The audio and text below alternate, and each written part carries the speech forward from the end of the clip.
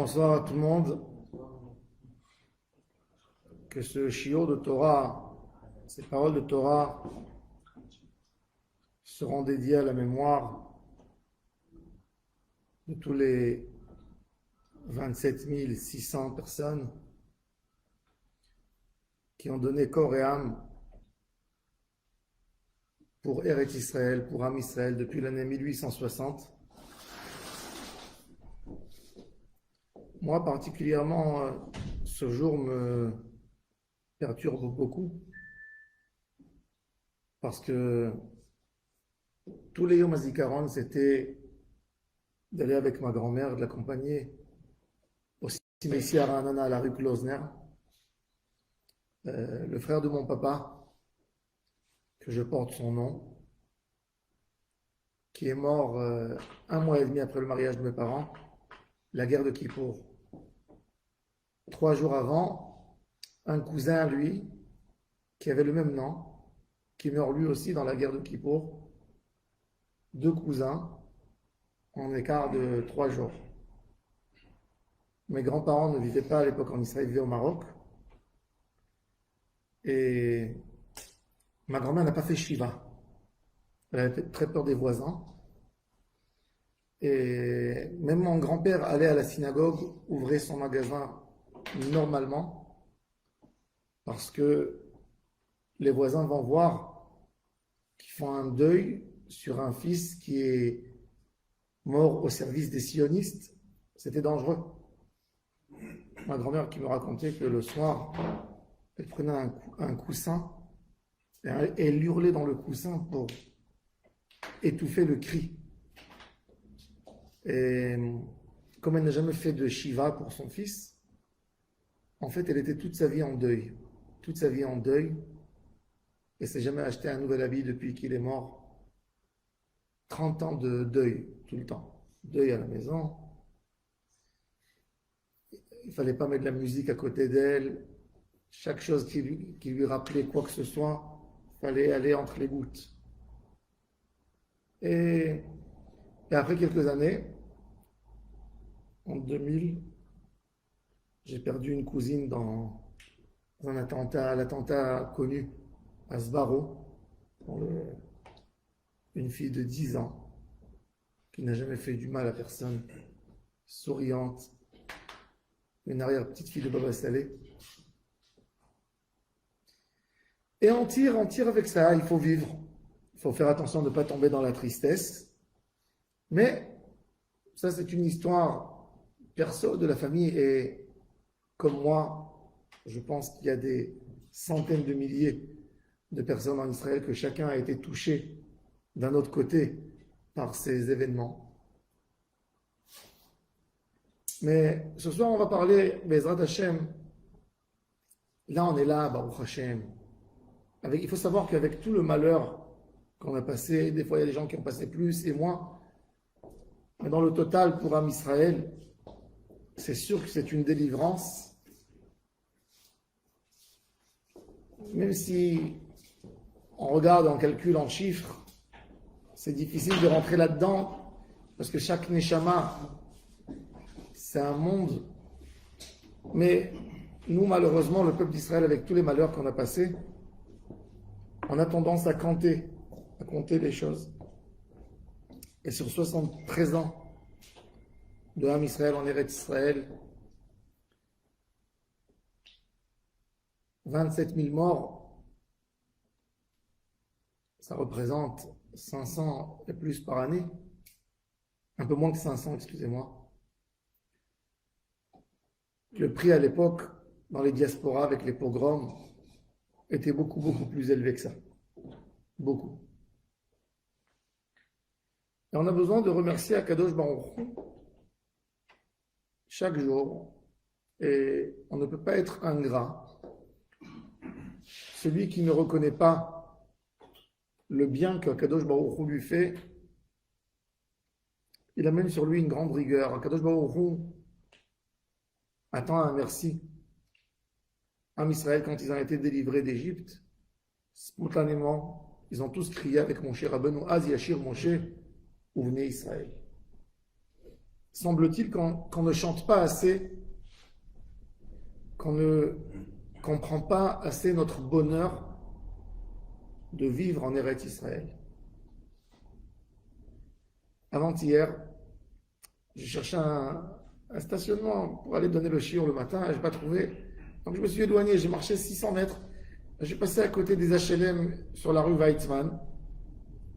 Et je voyais un petit enfant, il devait avoir 3 ans et demi peut-être. On venait de lui faire certainement la coupe de cheveux. Bon, les parents ne sont pas assez responsables. Il était seul le matin à attendre avec son truc pour la voiture qui allait le ramasser, le prendre au GAN certainement. Avec une grande kippa sur la tête, les péotes comme ça. Et je passe, je le regarde et je m'arrête. Et il me regarde comme ça naïvement. Et je lève mes yeux au ciel, je dis à Hachem, un enfant juif comme ça peut attendre comme ça à Paris. Même pas au 16e, il ne peut pas attendre. Même pas à Neuilly, il ne peut pas attendre comme ça. Et ça m'a donné une joie de comprendre qu'on vit un moment exceptionnel en Eretz Israël. On vit un moment de Géoula. Une petite Géoula déjà. Qu'un enfant juif peut tourner dans la rue. Qu'un homme peut construire une souka dans le parking. Sur le trottoir, il peut dormir là-bas. Il n'y a personne qui va lui taper sur la souka. Parce qu'il va dire sale juif. Qu'on tourne. Qu'on n'a pas peur. Qu'on peut parler avec un portable dans la rue sans qu'on nous le vole.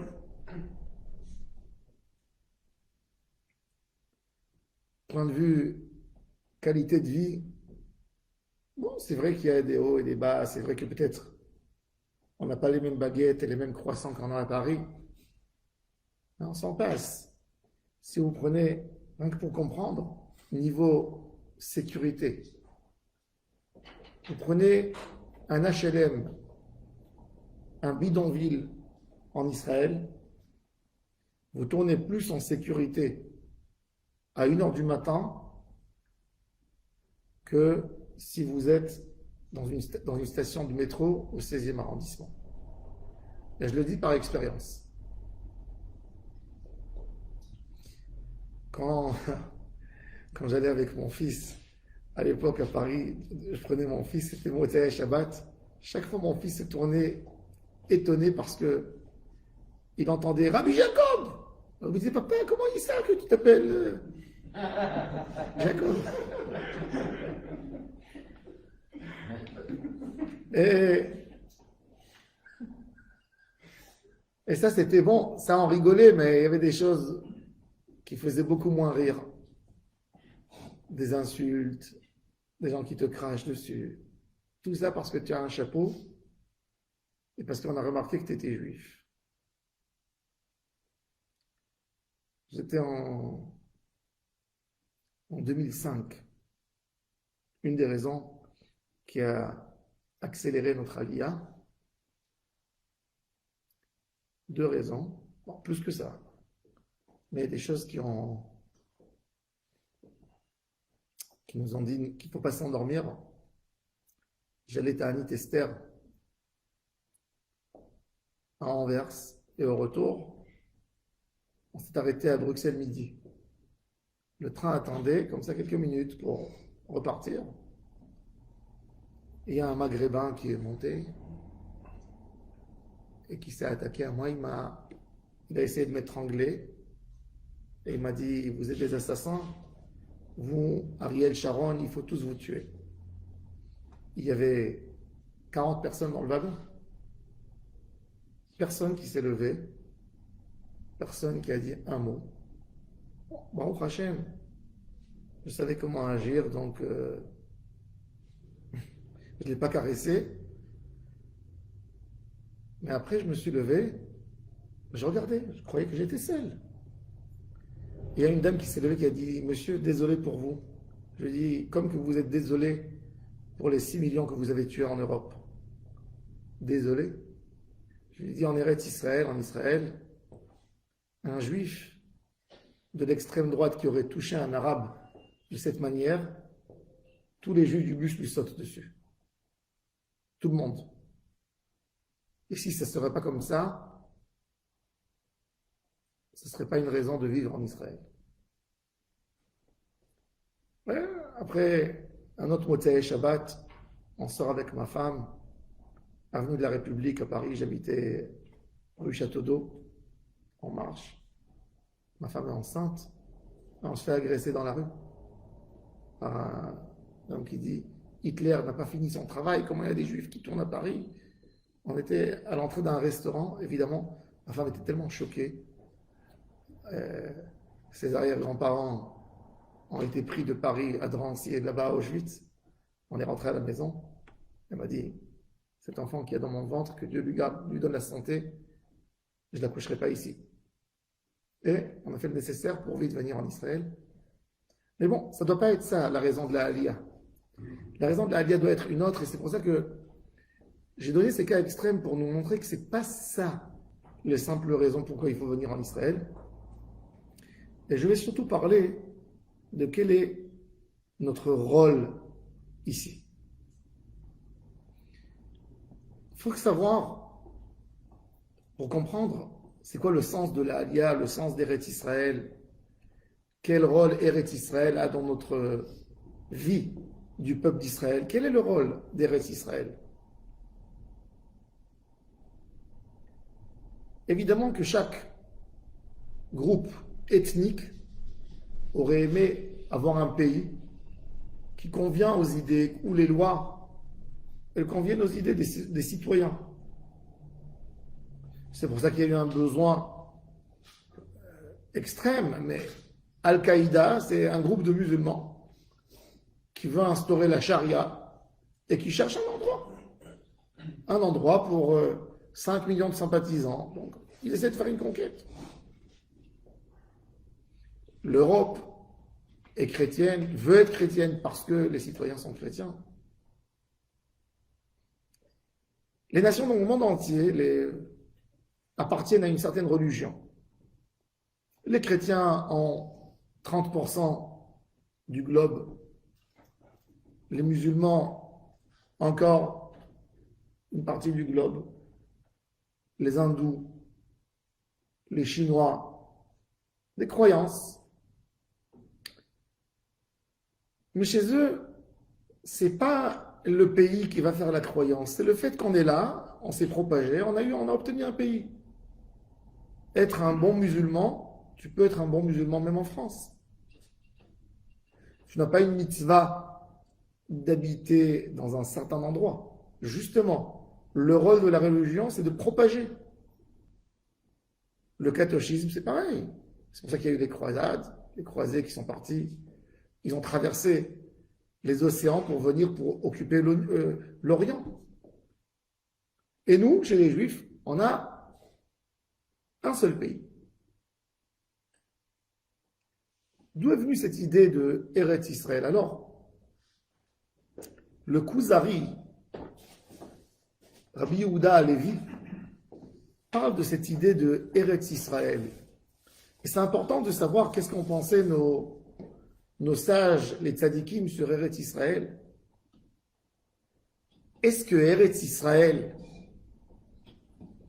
c'est parce qu'il y a le peuple d'Israël, donc il faut choisir un endroit et les installer?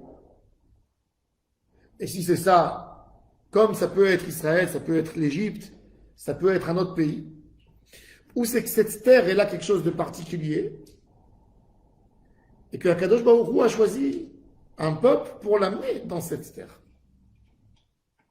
Et Rabbi Yehuda Halevi nous dit que la terre d'Israël a quelque chose de très particulier. Quand Dieu a créé le monde, évidemment, il a créé le monde, la partie la plus intéressante dans le monde, c'était le libre arbitre. Dieu a créé le monde lui-même par un libre arbitre pur. Il n'y avait rien qui obligeait Dieu de créer la terre. C'est l'infini. Avant nous, après nous. Il n'y a rien qui l'a obligé à faire quelque chose. Et il a créé, bon, d'après la Kabbale, on nous explique ce qu'un être humain peut comprendre, qui voulait exprimer sa bonté, avoir un nom, pas que dans la théorie, mais en pratique. Mais ça, c'est ce qu'un être humain peut comprendre. Mais l'idée principale, c'est libre arbitre. Et c'est pour ça que Dieu a créé l'homme et lui a donné un système de libre arbitre. Mais en même temps, Akadosh Baruch Hu, quand il a créé le monde, il a laissé un petit endroit, son petit jardin, un endroit qui doit se diriger uniquement par de la spiritualité. Comme Dieu nous a choisi les enfants d'Abraham et sa descendance pour essayer, pour diffuser dans le monde sa croyance, il a choisi aussi un lieu spécial qui sera très pauvre en minéraux, en eau, en tout. Mais qu'il va y avoir une bracha exceptionnelle que parce qu'il y a le nom divin sur cette terre. De la même manière qu'il a choisi le peuple d'Israël, qui est un peuple tellement petit et qui fait autant de bruit dans le monde, il a choisi de cette même manière une terre que dans cette terre, on va exprimer la grandeur d'Hachem. Et c'est pour ça qu'il y a autant de mitzvot liés à la terre d'Israël. La majorité des mitzvot de la Torah sont liées uniquement à la terre d'Israël. Toutes les mitzvot liées au temple, c'est lié à la terre d'Israël. Toutes les mitzvot liées à la terre, comme Terumot, Maasrot, Shvit, Péa, la terre d'Israël. Si on regarde, c'est énorme. Tous les Avodot des Kohanim, tout le livre de Vaïkra, pratiquement, il est lié à la terre d'Israël. Beaucoup d'autres choses. La royauté, les guerres, tout.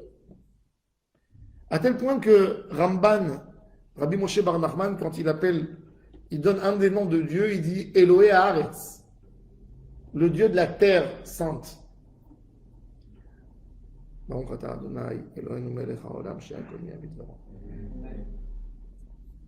Cette idée de créer une terre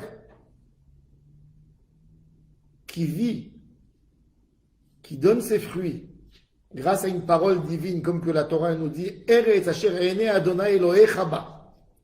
Elle n'a rien, mais elle a la surveillance divine d'Hachem du début de l'année jusqu'à la fin de l'année. Cet endroit a tenté tous ceux qui sont mis au service divin d'aller vivre dans cet endroit. D'aller vivre pour être un exemple dans le monde. Comment on peut créer quelque chose d'autre? Comment on peut créer un univers qui est au service d'Hachem? Comment on peut créer un monde merveilleux? Comment on peut créer un endroit où le mouton et le loup peuvent vivre ensemble sans faire du mal un à l'autre? Comment la spiritualité et le matériel peuvent vivre ensemble et ce ne sont pas des ennemis. Et il n'y a pas un qui vient affronter l'autre. Il y a un qui vient compléter l'autre. Ça, c'était l'idée principale de Eretz Israël. Et c'est pour ça que Kadosh Baruch Hu, quand il a eu Abraham, premier monothéiste du monde, monothéiste parce qu'il a découvert, lui, par son travail, Hachem, Adam, Noé, Hanor, c'était des tzadikim, mais tout cela, c'était des tzadiks par défaut, puisqu'ils étaient obligés, ils ont vu Hachem, ils ne peuvent pas... Mais Abraham Avinu, par une recherche quotidienne de tous les jours, il est arrivé à la conséquence qu'il y a Hachem. Il a fait quelque chose d'énorme. Il a presque renversé le pouvoir de Nimrod. Il a tellement influencé sa génération que le fils aîné de Nimrod, le prince héritier, Eliezer, décide de se convertir et de devenir l'élève d'Abraham Avinu. Et là, quand il y a un groupe qui se crée autour d'Abraham, un groupe, pas des simples sympathisants, des gens, des compatriotes, des gens qui vont avec lui. Alors Akadosh Baruch Hu donne l'ordre à Abraham, tu ne peux plus rester ici. Il faut que tu vas dans une terre spéciale pour pouvoir éclairer mieux encore. Il faudrait donner un exemple d'un lieu où les gens vivent selon Dieu. Et c'est ça l'idée d'Akadosh Baruch Hu Avraham Avinu, Lech lecha me'artzecha, mi'bet avicha, si tu veux, si on est en train de vouloir faire monter quelque chose, une nouvelle idée, si on veut faire comprendre au monde c'est qui Hachem, ça doit se passer par une terre où tous ses habitants sont des gens exceptionnels. C'est pour ça qu'on a par exemple la mitzvah exceptionnelle qu'on va avoir Bezrat Hashem l'année prochaine, la mitzvah de Shemitah, un monde d'agriculteurs, tout le monde ouvre les champs, entrez, vous pouvez manger autant que vous voulez. Un an, il n'y a pas de propriétaire. Les banques, la finance du pays, un monde où tout le monde vit, chacun veut accumuler, on veut faire un capitalisme. Ben, toutes les dettes, elles sautent pour la Shemitah. Et la Torah t'avertit, tu es obligé de laisser la banque ouverte jusqu'à la veille de la Shemitah. Tu ne fermes pas la banque à la 6e année pour dire, les gens ils vont prendre des crédits, ils ne vont pas rendre. Il y a la 7e année qui arrive, ils ne vont pas prendre. Et personne ne se sentait mal. Et tous ceux qui ont pris des prêts, à la fin de la Shemitah, ils allaient de même. Et ils rendaient la dette. Il dit, mais tu ne me dois pas, mais je te l'offre comme cadeau. Bon, c'est un cadeau, mais tu ne le dois pas. Pas un jeu, c'est une émouna. Éduquer une nation, quelques millions de personnes, qui font tous Shemitah. Ils font tous la Shemitah. Le Akadosh Baruch Hu nous dit que la bracha de Eretz Israël, on vivra avec la pluie. Gishmechem beita. Les gens qui dorment la nuit avec les portes ouvertes pour avoir de l'air. Il n'y a aucun voleur. Il n'y a aucun danger. La Gemara raconte qu'une fois, ils ont vu dans une ville un loup qui est passé dans la ville. Un loup. 2 loups, ils ont vu, excusez-moi, 2 loups. La commune a déclaré un jour de jeûne. Ils n'ont pas approché aucun enfant, ils n'ont pas touché qui que ce soit. C'est-à-dire que l'animal n'a plus peur des êtres humains, c'est-à-dire qu'on est devenus des animaux. Il doit y avoir ici des choses pas bien dans la ville. Ils ont déclaré un jeûne dans la ville, une taranite, la Gemara de Maseret taranite, une tzara. C'est-à-dire que le niveau de Ham Israël était tellement haut, que c'était extraordinaire. Et le peuple d'Israël commence à se développer en Israël, et il y a un exil pour faire un tikkun. Parce que Abraham Avinu a mis en doute la promesse d'Hachem. Et il faut renforcer encore une fois, et on passe l'exil, 40 ans de désert. Les 40 ans vont nous apprendre que tu as beau à parler, mais en fin de compte, celui qui te donne le pain dans la bouche, c'est Hachem. 40 ans, comme il dit Moshe Rabbeinu, il conclut les 40 ans. Il dit au peuple d'Israël, pourquoi vous avez passé 40 ans dans le désert? Pour vous dire que ce n'est pas avec le pain. Ce n'est pas parce que tu as du pain à la maison que tu vas vivre, que tu auras de quoi manger. Pour te dire que tu vis avec la bouche d'Hachem, qui a al-motza pi Adonai yachya adam. Et puis ça, c'est une préparation pour venir en Eretz Israël, pour comprendre c'est quoi vivre Emouna. Notre vie en Eretz Israël doit être une autre vie. Doit être une vie à l'image des prophètes, à l'image de la Bible. Eretz Israël, c'est un pays qu'on ne vient pas habiter ici pour faire de la finance, faire de l'argent. C'est un pays qui nous demande une autre vie, une vie sociale à un très haut niveau par rapport à aider aux autres, une vie que nous tous nous sommes engagés un pour l'autre d'une manière extraordinaire. C'est pour ça qu'on nous dit que dès qu'il va y avoir dans le schéma Israël une faute des individus dans la nation, ils peuvent mettre toute la nation dans l'exil, si vous allez faire de la avodat zara, de l'idolâtrie, vous allez quitter. Un engagement très fort à une vie de société pure. Avec le temps, on a oublié pourquoi nous sommes venus en Israël. Eh bien, Dieu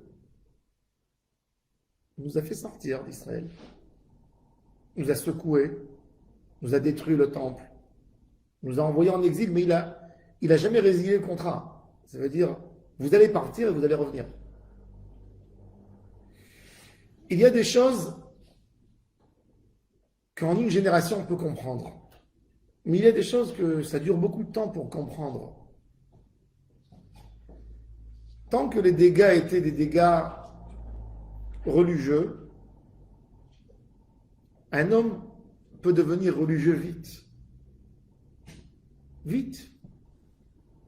Prenez quelqu'un, on peut voir, même quand quelqu'un se convertit. Un an avant, il était... Un an après, tu le vois avec des péoles, là-bas, il prie mieux que les juifs. C'est-à-dire que une pratique religieuse, c'est quelque chose qu'on peut acquérir très vite. Mais une pratique de midot, de changer ta personnalité, pas évident. Et c'est pour ça que le premier exil qui était sur de la avodah zara, qui était sur des fautes, 70 ans après, on est revenu. Deuxième exil qui est venu suite à une vie de société terrible, à une haine gratuite, à des partis politiques qui se tuaient les uns les autres que parce qu'ils pensent autrement, on n'a pas guéri 2000 ans. Et là, justement, je vais parler de ce retour en Eretz Israël, du débat sur l'identité de ce pays. Quel pays on doit avoir? Alors, le temple a été détruit. Un malheur. Et si le premier exil était que tous les Juifs sont partis dans un endroit en Babylonie, deuxième exil, on s'est éparpillé de partout. Il y a des Juifs qui sont partis en Égypte, des Juifs qui sont partis vers l'Arabie Saoudite, d'autres à Rome. De là-bas, ils se sont éparpillés dans l'Europe. Un groupe de Juifs qui est parti au Yémen, un groupe qui est parti en Mauritanie, la grande Mauritanie de l'époque, qui était le Maroc, l'Algérie, la Tunisie, la Libye. On s'est éparpillé dans les 4 coins de la terre. Et revenir, c'est un miracle. Ce qu'on voit aujourd'hui, en Israël, il y a, Baruch Hashem, des Juifs de 200 pays du monde. Une fois, il y a un goy qui m'a dit, mais vous faites un grand kiff, vous avez les saveurs de nourriture dans un endroit de 200 pays, vous imaginez ce que vous avez. Il a compris la culinarité. Non. Mais il faut comprendre. Alors donc, le monde, en Israël, s'est dispersé d'une manière terrible. Les gens ne savent pas que dans notre histoire, il y a 1500 ans, à peu près, un peu avant Mahomet, il y a eu un roi perse qui décide de faire la conquête d'Israël. Ceux qui ont pris Israël à l'époque étaient très puissants et il a besoin des gens très motivés. Et il va chez un des sages du Talmud et il lui promet le 3e temple. Venez faire la guerre. Le Rav qui rentre au Beth Midrash, qui ferme le livre et il dit tout le monde venez prendre les épées. Il prend 130 000 juifs, jeunes guerriers, d'Iran à l'époque, du royaume perse, de Babel, et ils vont faire la guerre. Il y a 50 000 soldats juifs qui meurent dans cette guerre. 50 000. Eretz Israël a été prise. Ils ont gagné la guerre. Quand le Rav vient demander au roi d'accomplir sa promesse, il éclate de rire. De quoi tu parles? Jamais vous aurez votre Beth Amikdash. Et là, le Rav, écœuré, sort et déclare la rébellion. Commence à manifester les Juifs. Et là, le roi décide de massacrer tout espoir de Géoula chez Am Israël. Il s'attaque à la famille royale de David, qui était très connue encore à l'époque. À Babel, il y avait les enfants de David. Le royaume de David, on a des Amoraïm ils disent, qui sont descendants, comme Rabban Yochanan ben Zakkai, qui est connu, David Ameler, Hillel Azaken, tous les descendants de Hillel Azaken. Hillel, l'auteur du calendrier juif, c'est un Amora, Hillel, qui est 10e génération de Hillel Azaken, qui a fait le calendrier, qui vivait à Babel. Rabbi Yehuda Anassi, qui est un descendant direct de David Ameler, Rabban Gamliel, Rabban Shimon ben Gamliel, Rabban Gamliel Azaken, et leur génération, ils tuent tout le monde. La belle-fille du Rav, qui a déclaré la rébellion, était mariée avec un des descendants directs de David qui a été assassiné par le roi. Elle est enceinte et son papa la sauve, la met dans une grotte. Et le roi qui dort la nuit, et Rav qui rentre dans un jardin, un très beau jardin avec de beaux arbres, des sources, et il a une hache, un marteau, et tout ce qu'il voit, il casse et il détruit.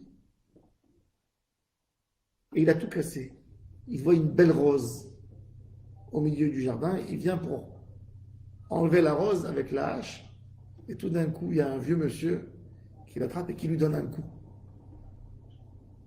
Et il le prend, il lui blesse tout son visage. Il lui dit, tu as détruit tout mon jardin, et tu veux arracher même la dernière rose qu'il y a ici. Et il essaie de se sauver, et il ne le laisse pas, il l'attrape, il l'étrangle. Il lui dit, écoute, la rose, ta vie, elle dépend de cette rose. S'il va se passer quoi que ce soit à cette rose, c'est toi qui mourras. Et la preuve que tu saches que tu as rêvé un vrai rêve, et pas une imagination, lève-toi le matin et regarde-toi au miroir. Quand il se lève le matin, il a très mal à la tête, il s'approche au miroir, et il voit tout son visage blessé. Il a très peur. Il appelle tout le monde, il raconte cette histoire. C'est quoi la rose? Et il y a quelqu'un qui lui dit, peut-être c'est lié à ce que tu as fait aux Juifs. Il demande que le Rav, qui a déclaré la guerre, vienne chez lui, la rébellion. Il dit, je te jure que je ne te toucherai pas. Je veux demander pardon, je me réconcilie. Et il vient chez lui. Et il lui raconte le rêve. Il lui dit, la personne qui t'a frappé, c'est David, le roi. Tu as tué tous ses enfants. Il y a une rose. C'est ma fille qui est enceinte. Elle se cache dans une grotte. Il dit, amène-la moi. Elle sera gardée au palais. Je te donne ma parole. Et elle accouche dans ce palais. Elle a un enfant. Comment cet enfant il se fait appeler? Un nom perse. Bostenai, le jardin. Sur le nom du rêve. Et le roi lui donne le plein pouvoir après d'être le chef des Juifs. Et depuis ce Bostenai, on a ce titre à Babel qui s'est arrêté qu'il y a 200 ans. Le Rej Galout, la personne qui domine la communauté juive. Un royaume dans un royaume. Les Juifs payaient leurs impôts au Rej Galouta et lui donnaient au roi. Mais le besoin d'avoir une terre Eretz Israël était un besoin. Et depuis l'époque de la Gemara, on voit une aliyah qui se fait à compte-gouttes en Eretz Israël. Alors, malheureusement, aujourd'hui, on veut nous expliquer que Eretz Israël, les fondateurs d'Eretz Israël, c'est Herzl, c'est Trompeldor, c'est Hadam, c'est Jabotinsky. Et on oublie de nous raconter les héros qui sont venus en Israël, des individus, pour revivre cette spiritualité. Je vais expliquer. Pendant 1800 ans, depuis la destruction du temple, l'idée des Juifs qui faisaient la Aliyah en Eretz Israël, c'était de faire une réparation, une sorte de réparation sur la destruction du temple et de revenir vivre dans cette terre comme Dieu le demande et d'être exemplaire, de faire ce qu'il a fait à Abraham Avinu. D'arriver ici dans cette terre d'Hachem et de vivre Emouna. Ça, c'était la Aliyah 1800 ans. Les plus connus parmi eux, c'était Binyamin de Todela, Ashtori Aparri, Ramban, Rabbi Moshe Bar Nachman. Rambam, les gens ne savent pas, mais le Rambam a fait sa Aliyah en Israël. Et pourquoi il a quitté Israël? Parce que son frère David, qui était commerçant, ils étaient associés, a voyagé, a fait un voyage, et dans l'océan Indien, il a coulé avec son bateau, et le Rambam, sa belle-sœur est tombée à sa charge, ses parents et toute sa famille sont tombés à sa charge, il n'avait plus de Parnassa. Comme il était médecin, il est descendu en Égypte et est devenu le médecin de Saladin. Salah ad-Din. Donc tout cela ont essayé. Les élèves de Tosfot, Rabbeinu Yechiel de Paris, qui monte avec 300 élèves et qui fait une grande yeshiva à Acre. Ramban qui vient à Jérusalem et qui achète d'un musulman un endroit et qui fait la première synagogue juive qui appartient à des juifs au quartier juif à Jérusalem.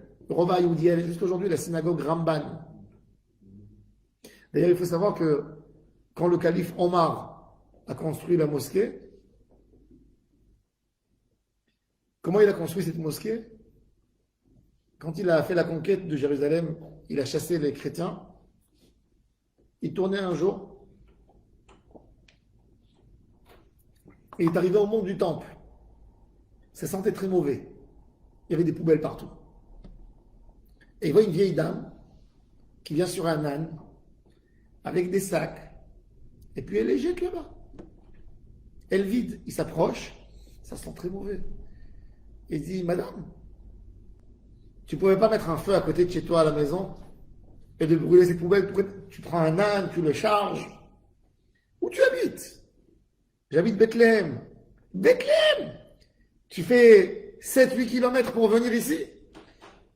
Chez nous, les chrétiens, nos parents nous ont dit de venir et de jeter nos poubelles ici. Et pourquoi? Parce que ici, c'était le temple des Juifs. Quoi? Qu'est-ce qu'il fait? Il prend des pièces en or et il jette là-bas. Et il fait dire qu'il y a des pièces en or. Et les gens viennent et il donne l'ordre que tout celui qui fouille pour chercher les pièces en or, tout ce qu'il a fait, ce qu'il a ramassé dans la fouille, il est obligé de faire sortir de la montagne. Et il fait ça pendant des dizaines de jours, jusqu'au moment où il a nettoyé, il a fini de nettoyer. Tout a été nettoyé. Comme quoi, il y avait toujours des poubelliers là-bas. Et il construit sur l'esplanade, sur cette esplanade extraordinaire qui a été construite par Hérode, qui n'a pas été détruite, l'esplanade. Parce que le mont du temple, il faut savoir, le mont était étroit. Quand Hérode a voulu agrandir le terrain du temple, il a fait des arcs, comme on a en bas l'arc de Robinson où on rentre prier quand on va au Kotel. Il y a des arcs de partout. Il ne pouvait pas remplir avec la terre, c'était trop, donc il a fait des arcs. Et en haut, on a 144 hectares, dunam, pas hectares, c'est un peu plus, c'est un peu moins, 144 000 mètres carrés en haut, qui font l'esplanade. Et il construit, en faveur de Dieu, du peuple juif, il fait un endroit où on va se prosterner, on va prier pour Dieu. Il autorise à l'époque, et il construit pour les juifs aussi, une synagogue, les gens ne savent pas, sur le mont du temple. Le Rambam témoigne, j'étais à Jérusalem, je suis parti prier Bamakom Agadol Ve'akadosh.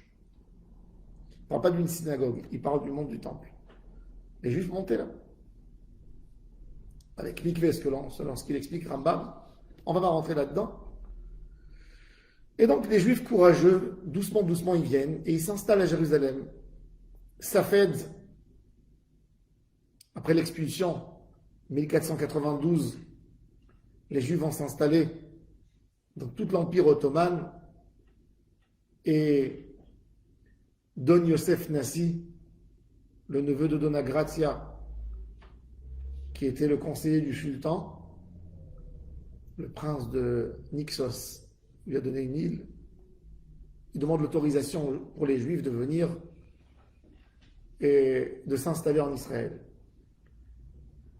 Suleiman le Magnifique vient et reconstruit. Suleiman a des origines juives. Et il construit la muraille de Jérusalem. Il donne l'autorisation et les Juifs vont s'installer à Safed. Pourquoi à Safed? Parce qu'à Safed, il y avait beaucoup de vers de soie.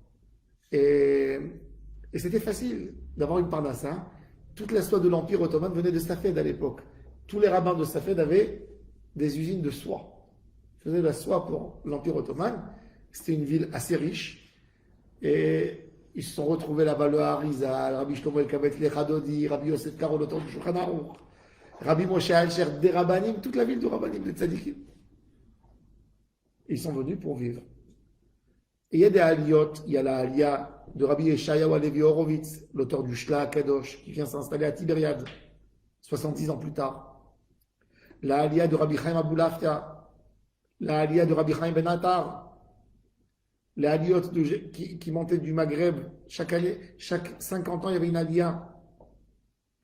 Les aliyot des élèves du Baal Shem Tov, les élèves du Gaon de Vilna. Tout ça, c'est des aliyot qui ont précédé les aliyot des Chalutzim. Et je tiens à expliquer tout ça parce que c'est une partie indispensable dans l'histoire pour comprendre quel est notre rôle dans la aliyah. Jusqu'en 1800, Israël, pour le peuple juif, est un lieu pur, spirituel, un lieu qui est lié à des textes sacrés. Et le rapport avec Israël, c'est un rapport de terre sacrée. Le Ben Ishraï témoigne qu'à Bagdad, et on me l'a témoigné même des communautés juives au Maroc, quand on rentrait à la synagogue, il y avait la mezouza, et il y avait une petite pierre qui venait d'Israël, du côté qui est écrit dessus, gravé Sion. Et le juif qui mettait la main sur la mezouza et la main sur la pierre, il embrassait, il rentrait. Eretz Israël, c'était l'idée spirituelle, un endroit où on peut vivre comme les prophètes. Il suffit de voir et de lire la poésie de Rabbi Yehuda Halevi, qui fait une poésie incroyable sur Israël, et quand il écrit sa poésie, il dit « Mais je serai un menteur dans ma neshama si j'écris une si belle poésie pour Israël et je ne suis pas capable d'aller habiter là-bas. Je suis un hypocrite. » Il quitte Malaga, il quitte l'Espagne, il quitte sa famille, parce que sa femme ne veut pas le rejoindre. Et il va en Israël et il meurt devant la muraille de Jérusalem. Et donc, ces aliyot, toutes ces aliyot étaient là pour donner une idée spirituelle, pour chercher le sens, pour être là, pour faire continuer le rôle des prophètes, d'être là pour faire sortir une lumière, pour vivre une émouna, pour avoir une expérience particulière d'émouna. Dans les années 1800, il y a la grande industrie. Il y a Napoléon qui fait la conquête de l'Europe et qui donne le sens de la liberté et la démocratie. Et énormément de groupes ethniques en Europe qui cherchent une identité. C'est la grande époque où chacun cherche une identité. Et là, il y a une renaissance par rapport aux Juifs de Russie et de l'Europe de l'Est qui parlent d'un retour et d'avoir un pays juif. Le Gaon de Vilna, mon collator, son élève Rabbi Menachem Mendel de Sheklov, explique qu'il y a un retour qui doit se faire, lié avec la technologie qui rentre dans le monde moderne, l'industrie qui se développe. Il dit que ça doit être lié pour pouvoir aider aux Juifs d'installer dans ce pays une vie active. Pas simplement une vie spirituelle qui était un détachement total du matérialisme. Cette Géoula, elle doit être un travail de prendre le matérialisme et de lui donner un sens de pureté en Eretz Israël. Alors, le sens de la Aliyah spirituelle, on l'a vu pendant 1800 ans. Après, il y a l'autre côté extrême. Quand les Chaloutzim, ils viennent à Jérusalem, ils viennent en Israël, ils veulent créer une identité israélite, pas forcément une identité religieuse. Et c'est pour ça qu'ils font très attention de ne pas aller s'installer dans les endroits où il y a déjà des communautés juives parce qu'elles sont trop religieuses. C'est les Chaloutzim. Les Chaloutzim étaient des juifs qui n'étaient pas croyants, pas des grands croyants, mais des juifs qui aimaient beaucoup l'identité juive. Et donc ils montent et ils vont s'installer, ils font les colonies, ils sont très influencés par les colonies des empires en Afrique, par la colonisation en Amérique latine. Et l'idée, ça leur dit. Et ils viennent s'installer, ils ont des rêves, et ils viennent ici. Et là, on se trouve dans un conflit de deux types de haliyot. Une qui voit dans ces terres uniquement de la spiritualité, et l'autre qui voit uniquement l'idée d'un pays, d'une identité. Nous, aujourd'hui, on est dans ce débat entre spiritualité et identité. Akadosh Baruch Hu nous a montré qu'avec la spiritualité, on n'a pas réussi à faire un pays. Mais on le voit aujourd'hui de nos yeux que pour avoir une simple identité, non plus on n'arrive pas à faire un pays. Parce que si on regarde l'histoire d'Israël, elle est merveilleuse, mais en même temps, elle est douloureuse, mais je ne sais pas si vous la connaissez. Est-ce que vous saviez que dans les années 30, les années 20, un peu après la Première Guerre mondiale, il y a Tel Aviv qui commence à se construire en pas de géant. D'ailleurs, c'est très intéressant. Il faut savoir que les Arabes en Israël, qui étaient 150 000, ils deviennent 600 000 grâce au développement des Juifs en Israël. Ça veut dire les Arabes de Jordanie, d'Irak, ils entendent qu'il y a une sorte de vie, qu'il y a les Anglais, qu'on vit mieux, qu'il y a une sorte de démocratie, qu'il y a du travail pour construire Tel Aviv, qu'il y a plus de modernisme, et qu'il y a un régime anglais facile, et qu'il y a des gens, il n'y a pas de guerre, et ils viennent ici. Et il y a Tel Aviv qui se construit en pas de géant. Et on a un mouvement de Aliyah.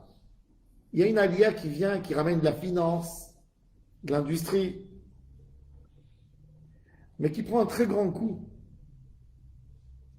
dans les années 30. Dans les années 30, il y a 40% de Tel Aviv qui se vide, les maisons vides. Le retour en Europe. Un échec de Aliyah. Beaucoup de personnes, il y a la guerre. Après la guerre, tout s'est effondré. Les organismes, la finance. Et les gens se sont trouvés sans travail. Ils sont retournés en Europe. Malheureusement, ces gens, leur sort était les camps de concentration. Et après, on a eu la fondation de l'État d'Israël, mais les gens ne savent pas qu'après la guerre de Kippour, on a eu des centaines de milliers d'Israéliens qui ont quitté Israël. Si vous partez à Miami ou en Californie, vous allez les rencontrer. Aux États-Unis, il y a 1 million d'Israéliens. Première génération, deuxième génération. Quand vous allez à Los Angeles ou à Miami, vous avez les journaux israéliens imprimés tous les vendredis. Hein. Vous les trouvez là-bas sur place. Vous entendez l'hébreu dans la rue. Des gens qui ne sont pas adaptés en Israël. C'est-à-dire que Kadosh Baruch Hu nous a montré que de venir là, que pour une idée d'un développement, d'avoir une sorte d'identité, de dire une identité, les Hébraïques, les Israélites en un pays, c'est pas suffisant pour résister en Israël. Et on est dans ce débat de donner du sens à notre vie en Israël. Et c'est ça la question, c'est ça le vrai débat en Israël. Bon, c'est un débat que, au début, tout le monde y pensait. Après, avec le conflit qui s'est fait entre les partis en Israël, entre les groupes plus religieux, moins religieux, on a déjà oublié pourquoi nous sommes là. Donc le débat, il est, tu es trop religieux, tu nous embêtes ou tu nous embêtes pas. Mais on a oublié l'idée, pourquoi on doit venir ici. Quand on vient ici, quand on fait la Aliyah, quand on vient vivre dans ce pays, c'est qu'il faut savoir, est-ce que je ne m'éloigne pas de l'idée de base, pourquoi Akadosh Baruch Hu a décidé que ces croyants, que à ceux qu'il a donné à diffuser sa lumière, pourquoi ils ont besoin de vivre dans un endroit. Notre volonté doit être de vivre ici, par exemple, de remettre les notions de la Shemitah, la vie sociale, avant tout. S'occuper du pauvre, qu'il n'y ait pas un pauvre ici dans ce pays, qu'il n'y ait pas un homme qui n'a pas de quoi manger, que tout le monde s'engage les uns pour les autres, de redonner un sens d'une vie de société qui vit bien, de montrer aux hommes, aux humains, de montrer au monde entier comment dans un monde tellement perturbé, on peut créer nous-mêmes le paradis sur Terre. Le paradis sur Terre, c'est pas d'avoir Euro Disney à côté de nous et gratuitement. On peut rentrer, on peut jouer, c'est pas ça le paradis. Le paradis, c'est de prendre un désert, de prendre un endroit où on ne pouvait pas tourner, de le rendre bon, facile, avec des droits pour tout le monde. Chacun a le droit de parler, chacun a son kavod, chacun a son respect. Chacun est engagé pour l'autre. Chacun vit une autre vie parce qu'il a la émouna qui est à la base de tout. Ça, c'est l'idée d'Eretz Israël. C'est vrai qu'on parle haut, mais c'est ça. Le Gaon de Vilna, c'est ce qu'il a vu en Eretz Israël. Rabbi Nachman de Breslev, c'est ce qu'il a vu. Baal Shem Tov, c'est ce qu'il a vu. Le Rav Kook, c'est ce qu'il a vu. Ils ont vu tous en Eretz Israël quelque chose qui va réaliser une Géoula. Il faut savoir que c'est pas parce qu'on est là 5 millions, alors Mashiach va venir. C'est du n'importe quoi. On est 5 millions si on se déchire. Pourquoi Mashiach va venir? On était là, plus que 5 millions la veille de la destruction du temple. Le Mashiach n'est pas venu. C'est pas le fait qu'on va venir ici qu'on va accélérer le Mashiach. C'est le fait qu'on va trouver un sens dans cette aliyah, un sens dans la vie en Israël, vivre Torah, vivre Emouna, participer dans la vie de société, être engagé dans ce pays, être engagé les uns pour les autres. Ça, c'est l'idée de la aliyah. Ça, c'est l'idée de Eretz Israël. Et sur ça est notre vrai débat, le vrai débat qu'on doit avoir nous aujourd'hui. On doit se poser la question, c'est pas évident, c'est pas parce que nous sommes là, 73 ans, que nous vivons ici, que ça va continuer de cette même manière. Quelque part, l'idée de l'État d'Israël, après la guerre, c'était d'assurer un pays. L'idée a été transformée suite à notre vécu. En 1945, le besoin d'avoir un État juif était un besoin nécessaire, vital pour le peuple juif plus que toujours. Quand Am Israël a perdu un tiers, on était avant-guerre, 19 millions. Quand en Europe, il y a eu 6 millions de juifs qui sont morts, c'est devenu vital d'avoir un pays à nous. c'est devenu vital, mais quelque part, on a oublié. L'idée, c'était de se sauver des goïms, de se séparer et de pouvoir vivre dans notre pays sans qu'on nous frappe, sans qu'on nous chasse, sans qu'on nous écrase. Mais faut pas oublier l'idée principale pourquoi on a besoin d'être ici en Israël. Donc on est venu, on a fait un État qui fait très attention.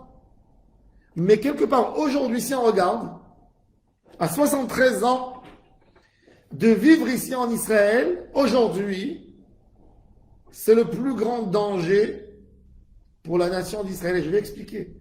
Vous avez tous vu, on suit les informations avec les armes nucléaires des Iraniens.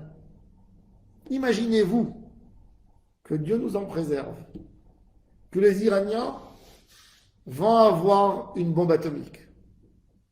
Mais c'est pas si loin que ça, hein, avec tout ce qu'on parle. Eh ben, l'endroit le plus dangereux, où on envoie une bombe et on tue 2 millions de juifs en une fois, ça serait Israël.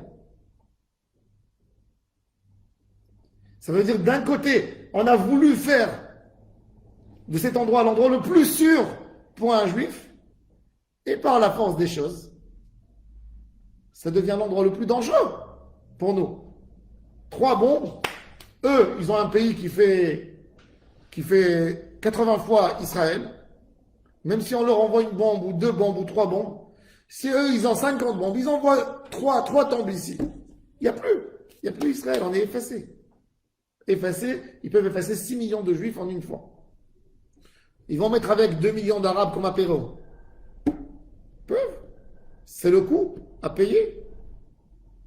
Ils sont 1 milliard 200 000, ils peuvent sacrifier 2 millions pour avoir le but de nous exterminer.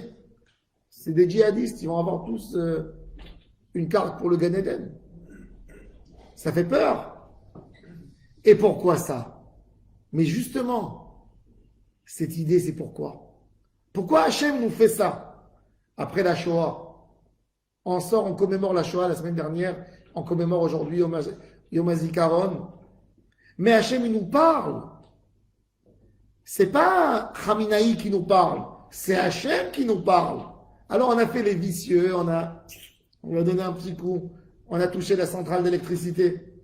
Pensez-vous que ça peut être toujours? Eux, ils ont une chose à faire, à avoir une arme nucléaire. Nous, on a 1000 choses. Finalement, ils vont l'avoir. La Corée l'a eu, ils vont l'avoir. Ils peuvent l'avoir. C'est une nation qui a 100 millions de personnes. C'est pas des gens abrutis, c'est des gens qui ont une culture de 3000 ans, qui savent, qui ont des sages, qui ont des ingénieurs. Parlez avec les Iraniens en Europe, vous allez voir. C'est pas le même niveau que les autres. Mais qu'est-ce que Hachem veut nous dire par ça? Hachem veut nous dire, mes enfants, vous êtes en Israël, pas que parce que vous ne voulez pas avoir un génocide, parce que vous pouvez être là et ce sera le plus dangereux pour vous encore. Vous êtes en Israël pas parce que vous êtes une minorité ailleurs et vous voulez vous sauver et être dans un endroit dominant, parce que ça peut être plus dangereux pour vous. Hachem, il veut qu'on retrouve le sens pourquoi on est là en Israël. Nous sommes là en Eretz Israël pour se rapprocher de ce que j'ai dit au début du shiur, d'être là pour montrer ce que Akadosh Baruch Hu a fait. Akadosh Baruch Hu a créé Israël pour montrer au monde entier qu'on peut vivre sur un bout de terre qui n'a rien et qu'on peut en faire de ça un paradis, qu'on peut faire de ça un endroit merveilleux, qu'on peut faire de ça un endroit qui diffuse de la lumière dans le monde. Le peuple juif a créé, durant les années d'exil, même pour les goïms, des gens remarquables. Prenez rien que l'idée déjà de Karl Marx. Karl Marx. Je ne suis pas un gauchon, hein, mais Karl Marx, un homme qui a influencé par sa pensée le monde entier. Que toute l'Europe de l'Est a vécu avec cette idée des années. La Chine jusqu'à aujourd'hui, elle est basée sur ces idées, sur un partage. C'est quelque chose qui est lié à Mashiach, qui est lié. Ce sont des idées extraordinaires qui lui sont venues dans les gènes parce que c'est des idées juives de partager avec l'autre. Comment il faut partager, c'est autre chose. Comment il faut faire les choses, c'est autre chose. Il n'y a pas de Torah dans Karl Marx, ça ne peut pas tenir. Mais l'idée est extraordinaire. Est-ce qu'on a recréé, est-ce qu'on a aujourd'hui des gens, est-ce qu'on a nous, dans l'âme Israël, est-ce que dans les 70 ans depuis la création de l'État d'Israël, est-ce qu'on a pu redonner au monde des gens exceptionnels de cette dimension qui sont influents dans le monde, qui appellent l'humanité à être bon? Quelque chose qui nous rappelle un peu les prophètes, qui nous parlent de justice, de se battre pour une justice, de se battre pour une vérité, d'être un peuple de militants pour sauver la veuve et l'orphelin et le salarié, et donner un exemple où on est en train de s'énoyer dans un monde de capitalisme, de profiter, de voir. Est-ce que c'est ça ce que Hachem s'attend de nous? On a un rôle. Et ça, le problème de ça, et je vais finir avec ça, conclure le shiur. Le problème, le plus grand problème, c'est ce que le Rav Kook explique dans ses livres, et je pense que c'est ça l'idée principale, celui qui comprend bien l'idée du Rav Kook, c'est que pendant 2000 ans d'exil, même nos mitzvot étaient des mitzvot d'individus. J'ai acheté une belle Hanoukia. J'ai de belles tefilines. J'ai un super beau talit. Je fais mon Shabbat, mon Pesach, mes matzot, mon loulav. On ne parle pas de la mitzvah, de l'idée grande du peuple. Am Israël, la Géoula, c'est quelque part, il faut savoir qu'une délivrance chez Hachem, de propager une idée dans le monde, que tout le monde est d'accord, c'est 1000 fois plus puissant qu'une mitzvah, la plus grande mitzvah d'un individu. Si j'ai réussi à convaincre la nation entière de l'importance d'un acte, que tout le monde se met autour de quelque chose, et ça devient une valeur du peuple entier, c'est du gagné. Même que si je vais transmettre, on est bien d'accord que si un homme parle devant 1000 hommes, chacun prend quelque chose à son niveau. Mais si dans une nation entière, regardez l'idée de Kippour par exemple, qu'est-ce qui est tellement merveilleux dans le Kippour? C'est que Kippour, le juif, religieux plus, religieux moins, il fait Kippour. L'idée de la Brit Mila, de la circoncision, moins religieux, plus ou moins, on est là autour d'une mitzvah qui a donné une idée dans la nation, qui a fait passer une idée entière. De re-avoir des idées comme ça, qui influencent tout un Israël. Le Rav Kook parle de cette Géoula dans ses livres. D'avoir une Géoula klalit, une délivrance, c'est une nouvelle idée que tout le monde est d'accord avec. Que tout le monde peut se mettre autour d'elle. Qui ne va pas faire des discussions, que tout le monde comprendra et sera convaincu de son importance pour la nation. Ça, c'est l'idée, c'est vers ça qu'on doit aller. On doit renforcer en nous les mitzvot générales qui attendent le public. Un nouveau comportement, quelque part aussi, c'est une identité. On a besoin d'une nouvelle identité.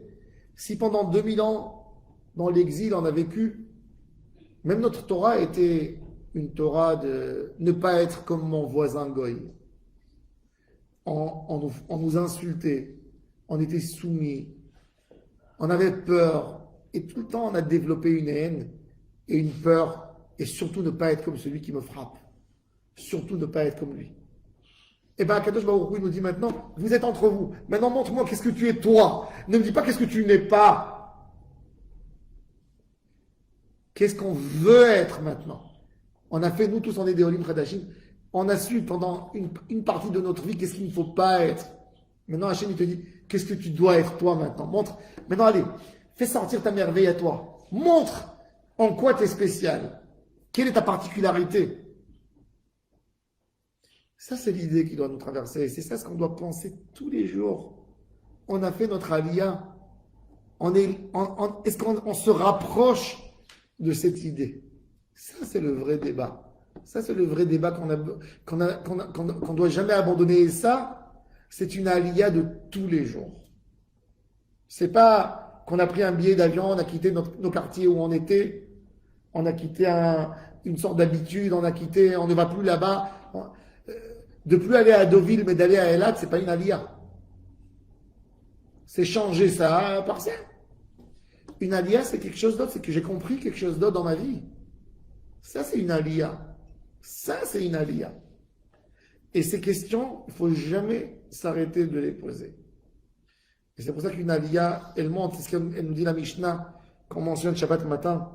Eser Gdushot, il y a 10 Gdushot. 10, c'est le chiffre de la Kedusha. C'est un chiffre où on ne peut pas commencer une prière sans avoir 10 personnes pour dire un Kaddish.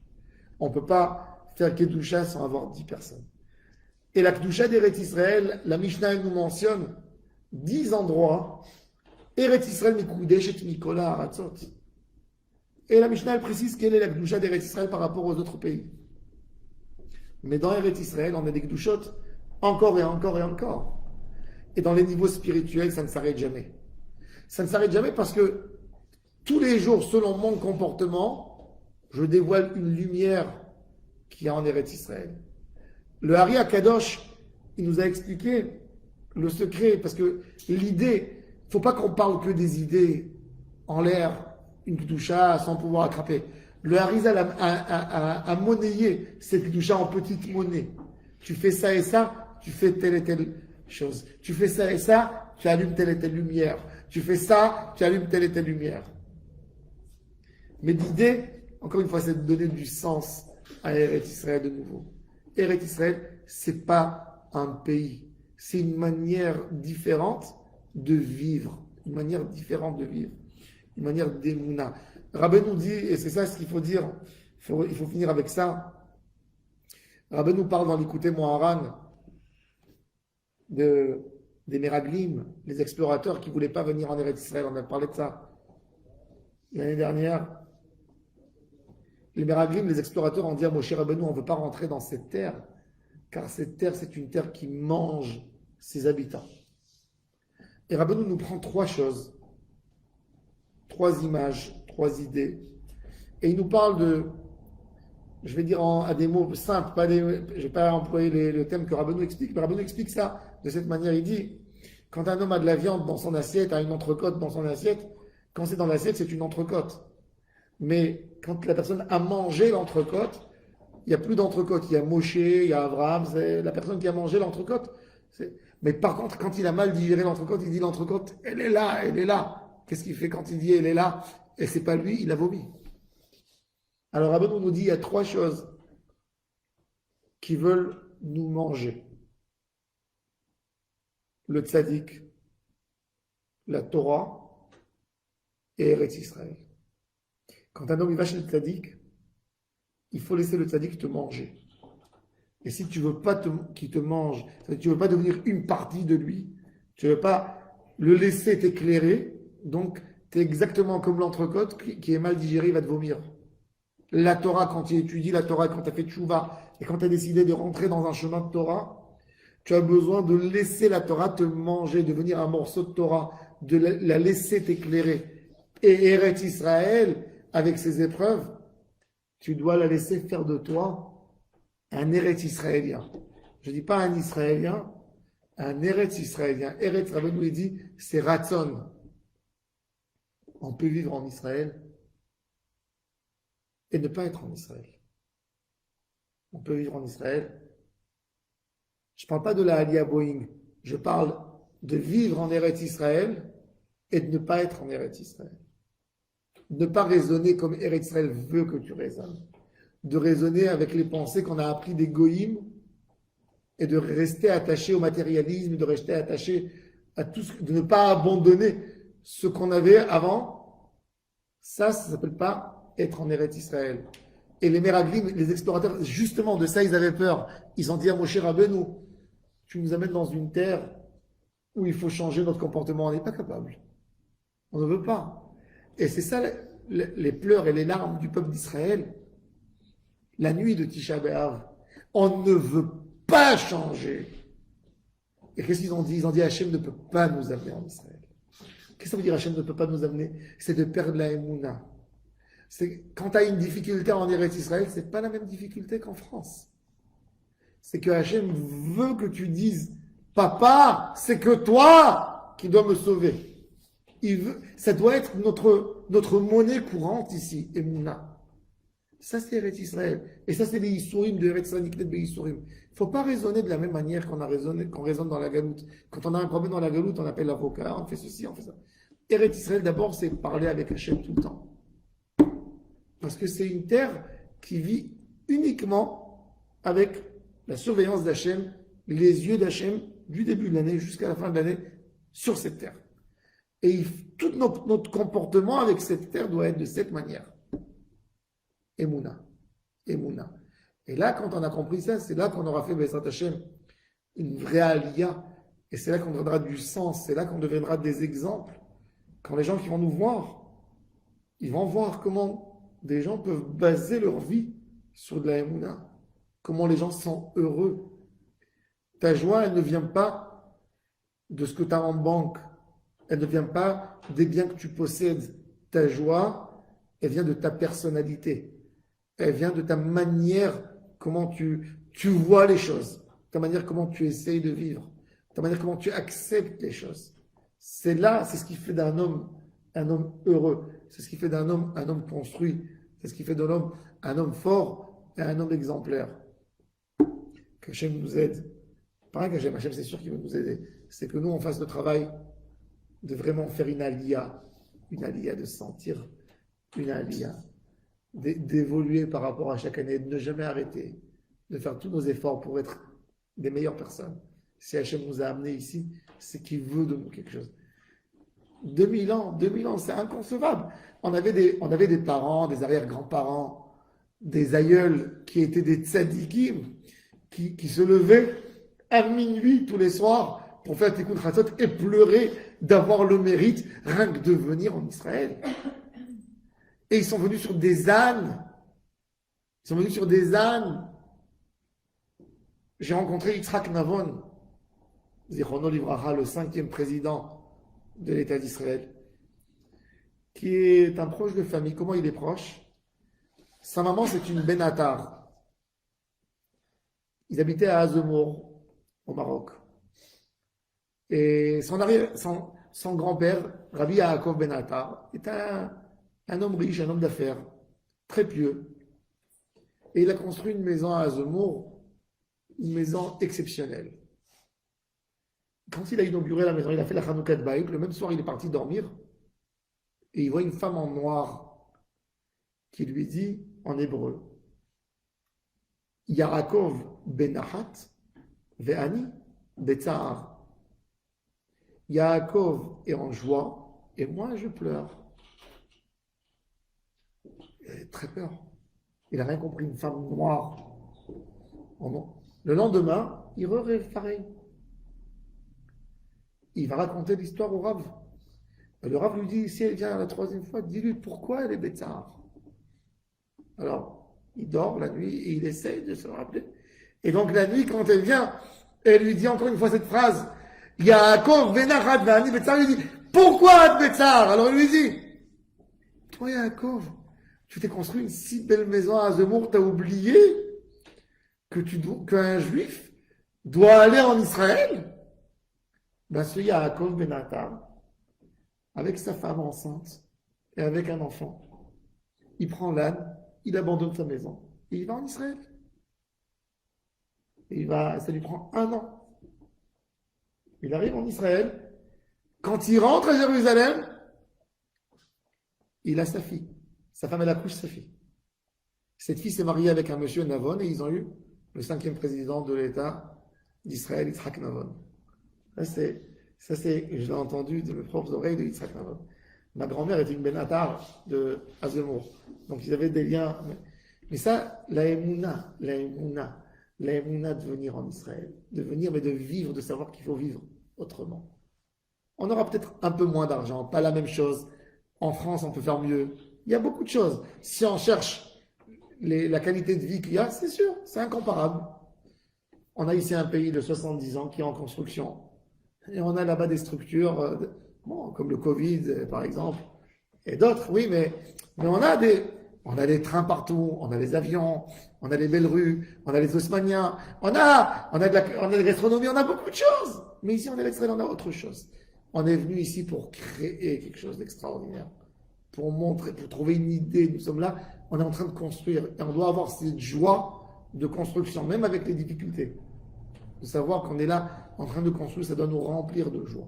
Parce qu'on construit en permanence. En permanence, on est en train de construire le troisième Beth Amikdash. On est en train de reconstruire, de faire nos efforts pour donner, et chacun par son travail personnel, par sa émouna, par son travail de tous les jours, on est en train d'amener pas à pas la Géoula qui est, Bezrat Hashem, très prochainement, arrivera et donnera une vraie délivrance aux individus et à la nation.